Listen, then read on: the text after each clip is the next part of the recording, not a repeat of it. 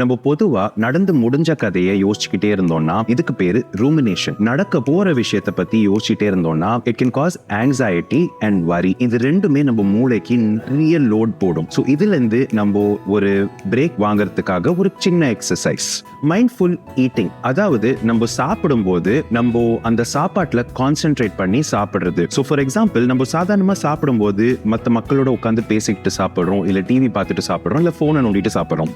இது எதுவுமே பண்ணாம அந்த சாப்பாட்டுல மட்டும் நம்ம ஃபோக்கஸ் பண்றோம். அந்த ஸ்மெல் நம்ம ஃபோக்கஸ் பண்றோம், டேஸ்ட்டை ஃபோக்கஸ் பண்றோம், டெக்ஸ்சரை ஃபோக்கஸ் பண்றோம். இந்த மாதிரி நம்ம ஸ்லோவா ஃபோக்கஸ் பண்ணி சாப்பிடும்போது நம்மள பிரசன்ட்ல கிரவுண்டிங் பண்ணிக்கிறோம். ஸோ இது நம்மளோட மூளைக்கு நிறைய பிரேக் கொடுக்கும். அந்த ஓவர் திங்கிங்னால வர லோட்ல இருந்து நிறைய விடுமுறை கிடைக்கும். அது மட்டும் இல்ல, நம்ம ஃபோக்கஸ் பண்ணி மைண்ட்ஃபுல்லா சாப்பிடும்போது ஓவர் ஈட்டிங் பண்ண மாட்டோம். நம்மளுக்கு எவ்வளவு போதுமோ அந்த அளவுக்கு மட்டும் சாப்பிடுவோம். சாப்பிட்டுட்டு ஃபுல்லான உடனே சாப்பிட்டு முடிச்சிருவோம். ட்ரை பண்ணி பாருங்க.